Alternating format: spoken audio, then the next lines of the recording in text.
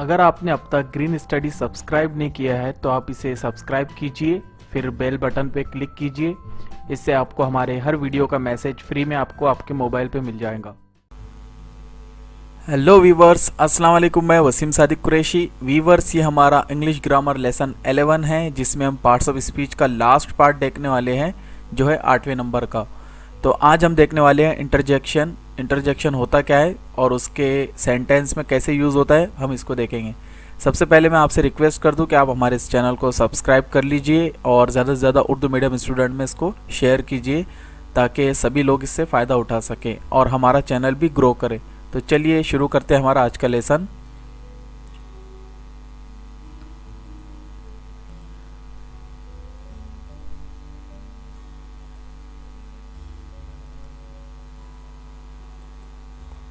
Parts of speech होते क्या है, उसकी तारीफ क्या होती है, ये हमने पहले पार्ट में इसको समझाया है। तो आप इसका पहला हिस्सा देखिए पार्ट्स ऑफ स्पीच का, ये 8वां पार्ट है। पार्ट्स ऑफ स्पीच के 8 हिस्से होते हैं।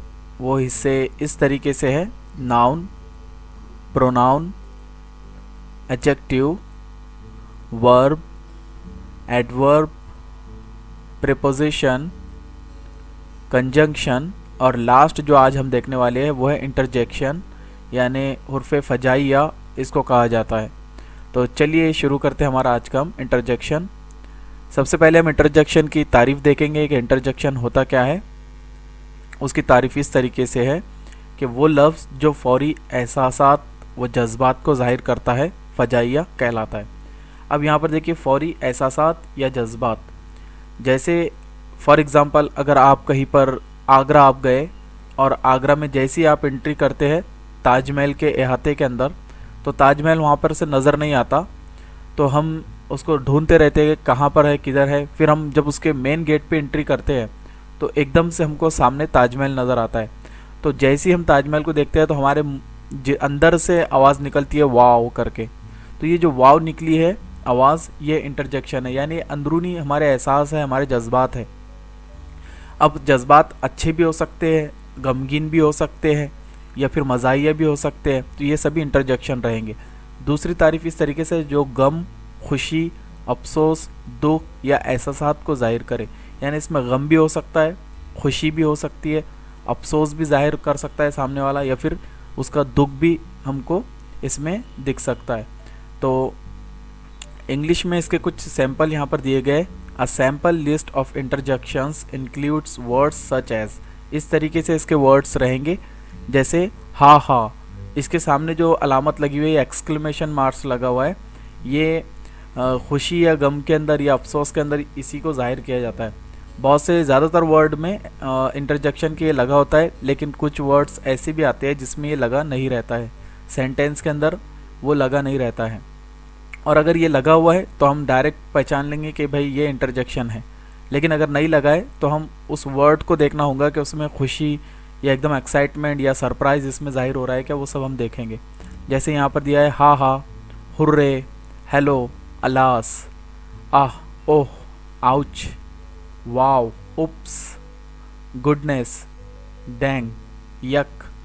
ये जो वर्ड है इसमें इंसान के जज्बात, एहसास, सरप्राइज़, दुख, खुशी, और किसी को कोई चोट लग गई तो वो आउच करके लगता है, या ब्लेड वगैरह लग गई, या आग में उसका हाथ जल गया, या गुडनेस, किसी से बच गया वो, तो ऐसे वर्ड इस्तेमाल होते हैं।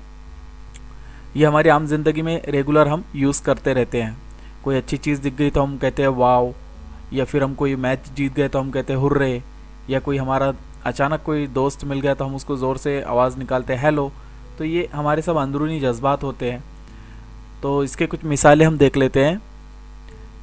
इंटरजेक्शन की ख़ास बात ये होती है कि ये पार्ट्स ऑफ स्पीच के दूसरे पार्ट से कोई रिलेशन इसका नहीं होता है, ये अलग से होते हैं और ये इसको पहचानना भी बहुत इजी होता है।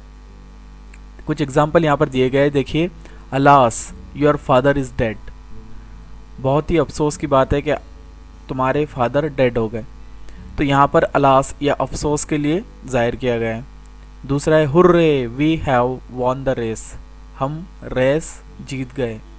Wow what a big snack, यानी कोई बड़ा सांप किसी ने देख लिया है और उसके अंदर से आवाज़ एकदम निकल रही है कि wow what a big snack. उसके बाद में हाय हसन ये कोई हसन नाम का उसका फ्रेंड है, उसको उसने अचानक देख लिया तो उसने कहा oh I see, ouch my finger is burn, यानी उसकी फिंगर जो है तो जल गई है। तो उसके अचानक एकदम से बेसाख्ता ये अल्फाज निकल गया आउच करके, alas his sister is sick. या फिर कोई बहुत ही खूबसूरत चीज़ हम देख लेते हैं तो हम कहते हैं ब्यूटीफुल, तो ये अंदर से आवाज़ निकलती है, ये भी इंटरजेक्शन है। मार्वेलियस, ये भी अमेजिंग, ये भी। लेकिन कुछ सेंटेंस ऐसे भी होते हैं जिसके अंदर एक्सक्लेमेशन मार्क्स नहीं लगा होता है, इस चार्ट में दिया गया है। Hurray it's a snow day and school is cancelled, यानी बर्फबारी हो रही है और स्कूल कैंसिल हो गई है तो बच्चे बहुत खुश है। बू आई स्कैर्ड यू, यानी डरा देने के लिए किसी को अपन डरा देते हैं, अचानक कहीं दरवाजे के पीछे कोई छुप गया और कोई आ गया तो हम कहते हैं बू, तो सामने वाला डर जाता है। तो ये जो अंदर से जो सरप्राइज हम उसको दे रहे हैं बू करके, ये इंटरजेक्शन है। Whoops I drop the milk and it spilled, oh well. अब देखिए यहाँ पर और वुप्स में एक्सक्लेमेशन मार्क्स नहीं लगा है, लेकिन फिर भी वो इंटरजेक्शन है, ओह वेल। ये पढ़ने से ही समझ में आ जा रहा है कि ये इंटरजेक्शन है। इसको जो है तो एक्सक्लेमेशन नहीं भी लगा हुआ है तो भी हम पहचान रहे हैं कि ये इंटरजेक्शन है। All good things must come to an end, ये it is a final Friday and the work week is over, हो गया। अब ये देखिए लास्ट सेंटेंस में इंटरजेक्शन बीच में आया है। पहले हमने देखा है सभी इंटरजेक्शन स्टार्टिंग में आए थे, लेकिन यहाँ पर इंटरजेक्शन बीच में आया, जैसे it is so exciting my goodness, ये इंटरजेक्शन है। I just can't believe it. तो इस तरीके से ये सेंटेंस हमको देखना होंगे, इसको पहचानना होगा, इसको कि किस में एक्साइटमेंट जाहिर हो रहा है, किस में दुख बताया जा रहा है, किस में खुशी है। तो ऐसे जो भी वर्ड सब आएंगे इसको हम हुर्फ़े फजाइया कहेंगे या इंटरजेक्शन हम इसको कहेंगे। तो ये एक सिंपल पार्ट है पार्ट्स ऑफ स्पीच का। तो यहाँ पर पार्ट्स ऑफ स्पीच के 8वां पार्ट ये हमारा ख़त्म हुआ है। हो सकता है इसमें कुछ कमियाँ रह गई हो 8 पार्ट में, तो हम माफ़ी चाहते हैं उसके लिए आपसे।